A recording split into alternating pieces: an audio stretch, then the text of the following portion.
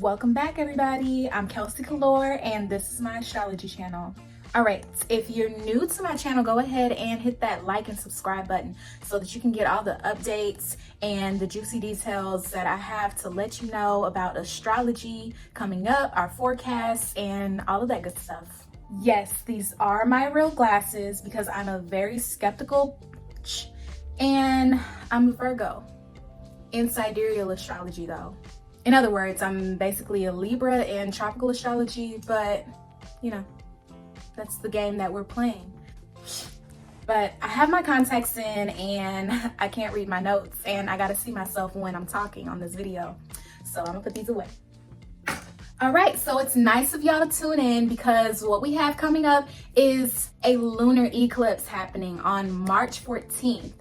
And that day is gonna be the day that full moon goes into Virgo. And what this phase will bring us are strong emotional confirmations, acknowledgments, and realizations about wellness, health, purity, perfectionism, criticism, details, planning, practice, skills, and services. Virgo full moon pulls you to gather all the details and facts around messy and confusing situations. You're needing to sharpen your perspective and setting a practical plan going forward. You might acknowledge that you need to upgrade your daily routine and schedules and your development processes, whatever that you're developing at this time. You feel a heightened sensation to get in a productive mode, to complete things, and to get organized. The 4 weeks leading up to this full moon have been about discovering our imperfections and making improvements for our overall wellness. This transit wants you to acknowledge that you're here to give your talents to the world in some way. But if you haven't recognized them yet, then that means that you need to heal and fix whatever is leaving you feeling scattered, left in the unknown, and insecure. So this moon wants you to shift and wants you to prioritize making a healthier way of living and even a simpler way of living. How you take care of yourself and processing situations mentally plays a big part in how you function in your world. So recognize how much pressure you could be putting on yourself just to be perfect for others or for something.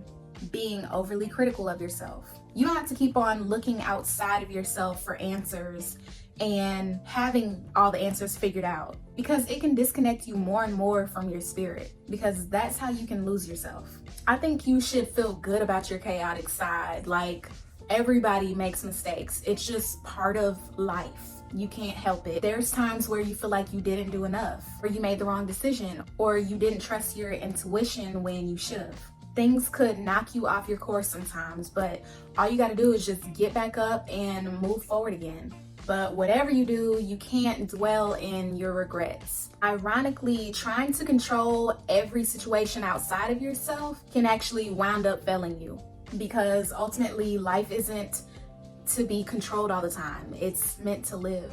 But yes, recognize the balance. Like, you are here to complete a mission, but you are here to live and experience and gain knowledge. It's time to confront that past that caused you this compulsion for you in the first place, and put an end to this illness and start making steps towards an easier life. Just for you to show up for yourself and others, you don't have to be perfect and pure and have all the kinks worked out. If somebody close to you doesn't respect or love your flaws, then you probably need to start second guessing the relationship that you have with them. So when it comes to full moon in Virgo, if you've been suffering from anxiety or replaying episodes and details in your head over and over again, like you got a broken record in your head, whether that could be a intimate relationship that you have, a relationship that you have with a family member or some friends, or even a job, it could be anything. So lay off of being so critical of yourself and trying to fit into the status quo just to be loved, appreciated, and successful. So dwelling over regrets is just gonna cause you the feelings of suffering for things that you could have not known, and intuitions that you may have suppressed because you did not know. Your chaos and imperfections are probably the parts that make you mystical and wondrous and mesmerizing to others, like a mermaid or a merman. So the most powerful thing that you can do here is start taking steps towards your purpose through your gifts and talents. If there's any anger or resentment that you're holding on to, it's gonna mess up your cognitive abilities, which will block your ability to perceive things clearly and to attract the energy that you need. Be forgiving in this moment. You know, holding on to dark feelings can keep you in a lower vibrational state, and it's gonna affect the way that you attract things. It's gonna affect your relationships with others and how people approach you. And it's gonna take away the best parts of yourself, like your ability to express love, compassion, accepting, and expressing gratitude and love. So start switching your settings to being more open to life.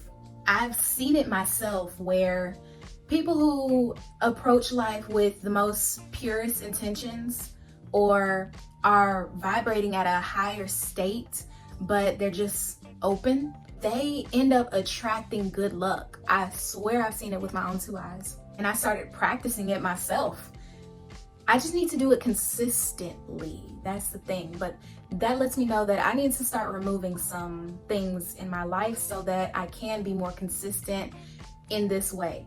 Like removing anything that's complicating my life or making me feel complicated internally. This transit reminds you that when you live in a loving state and have acceptance towards yourself, you are able to align with your greatest gifts, your greatest potential. Another thing about Virgo energy, stop downplaying your gifts and be proud of the work that you do and have given, like the work that you believe deserve that praise and recognition. Like, stop feeling like you don't deserve that praise and recognition when it comes. Thinking like that can take you down a rabbit hole that you don't even want to go. Failure, disappointment, clouding your brilliancy and all. Like, who wants that?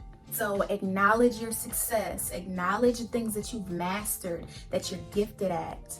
If you're too shy in doing that, then practice celebrating yourself in your own space, or even on Instagram or YouTube.